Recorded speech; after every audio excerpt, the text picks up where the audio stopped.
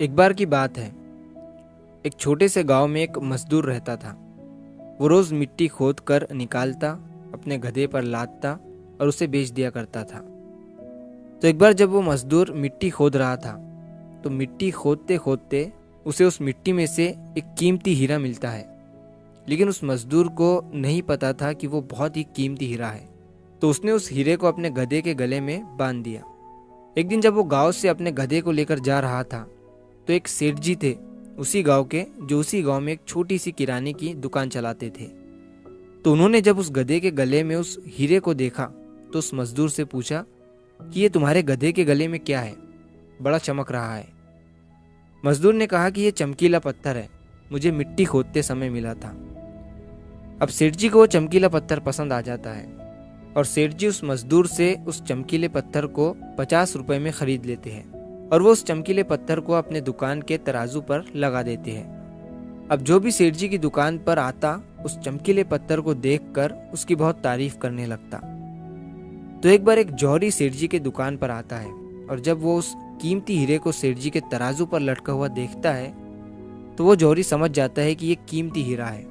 वो सेठ जी से पूछता है कि ये क्या है और इसे आपने तराजू पर क्यों लटकाया हुआ है। सेठ जी उस जौहरी से कहते हैं कि ये एक चमकीला पत्थर है, मैंने एक मजदूर से 50 रुपए में खरीदा था। वो जौहरी सेठ जी से कहता है कि क्या तुम इस चमकीले पत्थर को मुझे बेचना चाहोगे। सेठ जी उस जौहरी से कहते हैं कि अगर तुम इसे खरीदना चाहते हो तो मुझे 100 रुपए दे दो और इसे ले जाओ। अब वो जौहरी जो था वो बहुत ही कंजूस था। उसने सेठ जी से कहा कि मैं इस चमकीले पत्थर के तुम्हें 80 रुपए दे सकता हूँ, चाहिए तो बोलो, नहीं तो मैं जा रहा हूँ। सेठ जी अपने 100 रुपए पर ही अड़े रहे और वो जौहरी ये सोचकर वहां से चला गया कि आज सेठ जी नहीं मान रहे हैं, कल आऊंगा और सेठ जी को 90 रुपए देकर वो हीरा लेकर चला जाऊंगा। लेकिन हुआ कुछ ऐसा कि उसी दिन शाम के वक्त एक दूसरा जौहरी उसी गांव के रास्ते से जा रहा था और अचानक उसी गांव में उसकी गाड़ी बंद हो जाती है।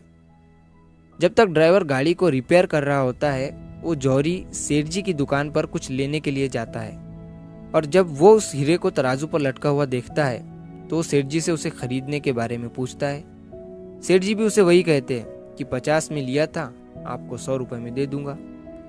वो जौहरी बहुत होशियार था, उसने एक सेकंड भी वेस्ट नहीं किया और तुरंत सेठ जी को 100 रुपए देकर वो हीरा लेकर वहां से चला गया। अब जब दूसरे दिन पहला जौहरी सेठ जी की दुकान पर आया और जब उसकी नज़र तराजू पर पड़ी, तो उसे वो हीरा वहां नहीं दिखा। उसने सेठ जी से पूछा कि वो चमकीला पत्थर कहाँ गया। सेठ जी ने कहा कि वो कल तुम्हारे जाने के बाद एक दूसरे साहब आए, उन्हें वो पसंद आ गया और उन्होंने 100 रुपए देकर मुझसे वो खरीद लिया। अब ये सुनने के बाद उस जौहरी को बहुत पछतावा हुआ और उससे गुस्सा भी आया। तो उसने गुस्से में सेठ जी से कहा कि तुम कितने बड़े बेवकूफ़ हो, वो कोई चमकीला पत्थर नहीं था, बल्कि वो बेशकीमती हीरा था और तुमने उसे 100 रुपए में ही दे दिया। अब ये सुनने के बाद सेठ जी ने उस जौहरी से कहा कि साहब, ऐसा है कि मुझे तो पता नहीं था कि वो बेशकीमती हीरा है और आपको ये पता होने के बावजूद भी आप कल मुझसे 20 रुपए के लिए झिकझिक कर रहे थे। तो मुझसे बड़े बेवकूफ़ तो आप हैं जिन्होंने 20 रुपए के लिए एक कीमती हीरा खो दिया। दोस्तों, इस कहानी से हमें 3 बहुत बड़ी सीखें मिलती है।